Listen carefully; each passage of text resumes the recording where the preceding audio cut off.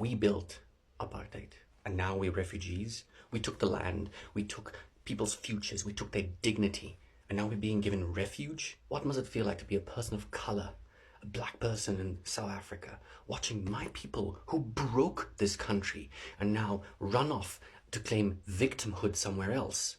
We say we're afraid, but we built what we were afraid of. In 1994, we didn't give over power, we just gave over the mess and said, it's your fault, you deal with it now. But our white hands are clean. And now we're fleeing the country, crying reverse racism. So Black South Africans, please tell the bad guy right here how it makes you feel. Because this is not right. This is sick. And I don't want to be the perpetrator anymore. So I grew up in apartheid South Africa as a English-speaking white boy. I only became politically conscious when I was already 18 years of age, because prior to that, I had been subjected to and sucked in this incredible propaganda of victimization of the white people, where every piece of news, every message we were getting, every joke, the butt of every joke was the stupidity of the black man, the inability of the black man to look after himself, never mind the country, to be ignorant, uneducated, break everything he touched. The messaging was that all violence was black violence, that all crime was black crime, that you had to fear black people. And a huge amount of that fear was that if we let them into the political process, into the governance of the country, that they would do to us exactly what we had done to them for decades, which would be to turn around and oppress us, to murder us, to take our stuff, to move into our houses. It was a very popular story that the ANC, prior to the 94 election, when it was still an illegal organization and Nelson Mandela was still in jail, and the armed wing was exiled to Zambia and Mozambique, Umkhonto we Sizwe, was that they promised all of our domestic servants that those servants would be given the house they worked in when the ANC ruled. And these stories were told amongst the whites to bolster our resolve never to let these black people run our country.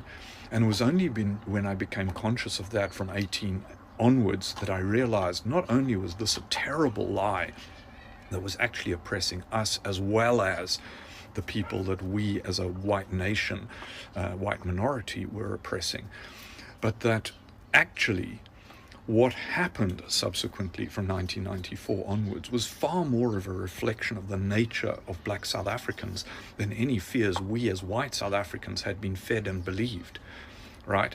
And I see direct parallels with what's happening in Palestine and Israel. We've been fed this bullshit of Israel as victim, of the Zionist government as defending, this idea that the entire Arab world wanted to wipe them off the map, when in fact, prior to the Nakba, prior to Palestine being given to Israel by the colonial powers, primarily Britain, many Jews lived very happily and harmoniously alongside Muslims and Christians within that region. They weren't oppressed there.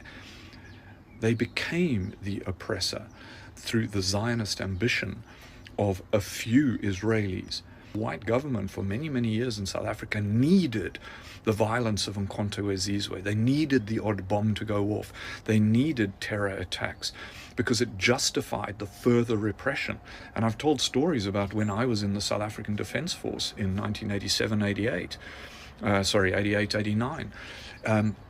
The things that were done by the intelligence service to undermine the ANC and other liberation struggles, and to pit black against black, to distract black people from action against the oppressive minority and the history of oppression.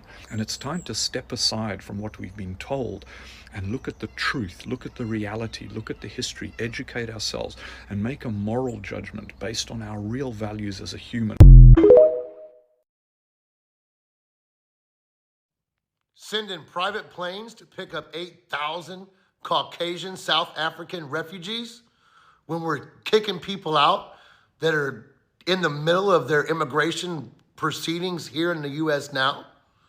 Literally having people show up for their final steps of their immigration process and having them arrested detained and deported. It doesn't make any sense to me unless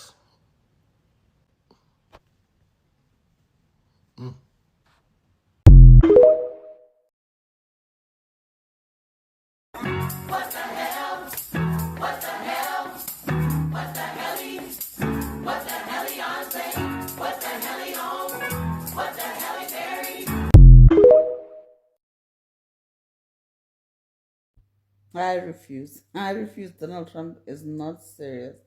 He is not serious for anybody. Donald Trump, do you realize that these people are in danger? No. Do you realize that these people are fearing for their lives every single day that they are in this country? And you've been on media across the world shouting at the top of your lungs, terrible things happen in Africa. We are expecting, like, how are we going to take you seriously after this? Because, like, when did 49 become, like, a serious number? When did 49 become, we can't take you seriously? No. We are expecting hundreds of great Tsekians, thousands of great Tsekians. 49. A lot of bigots don't want to accept these migrants. And I'm just here to tell you that if we didn't have these people, we wouldn't even have good food. What culture does America have? Afrikaners bring sweet delicacies like this. Rich history of ranching and farming. They're preparing meat. They also have biltong, which is a dry-aged meat that's been spiced and smoked. This is like jerky. Looks great. And these delicious looking boerewors, which I think I would love to try. I'm personally saying refugees welcome. I can't wait to try their food and learn more about their culture.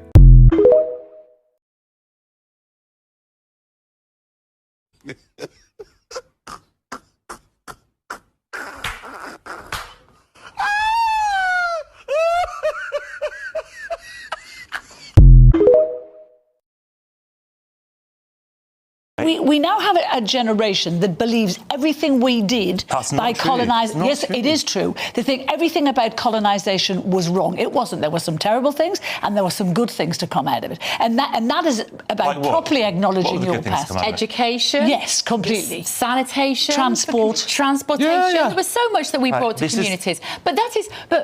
But you see, you're typical of what we're talking about. No, I'm saying that colonisation, the empire was wrong. It was wrong, full stop. That's, the things that Britain might have done. But that's very much through your modern sensibilities, yes. You might say that, because we wouldn't now routinely go into other countries. It was a profoundly racist set of basically invasions of other people, where we subjugated people to our rule and have made them work for us. It was completely made their countries work. But imagine yourself in the shoes of a 13-year-old boy hearing you say that. Yeah. Right? Yeah. What do they then... How do they then carry that through life? Well, in terms of who I am as a Brit. But it's not about... We had racist ancestors. Say it, but Bev... But I'm saying that we hear much more of that than we do about the benefits of that period of time. Well, because I don't think there were benefits. I think that we have to be completely... Of course there were. So you benefits to us? I don't think there were. There were benefits to us. A lot of those countries did not... Jonathan, those countries... It absolutely does. Those countries did not have money. They did not have the creativity. They did not have people in positions of power Of course they had creativity in those countries. They just didn't live like Britain did. It doesn't make it worse. It just makes it different. So it's okay to live without education, and it's okay to live without a transportation system, is it? They did have education. It just wasn't our education system. They had language. It wasn't our language. This cultural medicine we brought to precisely what we have. Yes. I don't know. Look, I don't know why we're even. The greatest thing about the Great Tsek is that if you look at social media posts of American TikTokers, nobody wants them there. They ran away from imaginary persecution for being white and being Afrikaner to run directly into the arms of persecution for being Afrikaner. Lovely. I hope they get a reality show on TLC so that we can watch and die of laughter.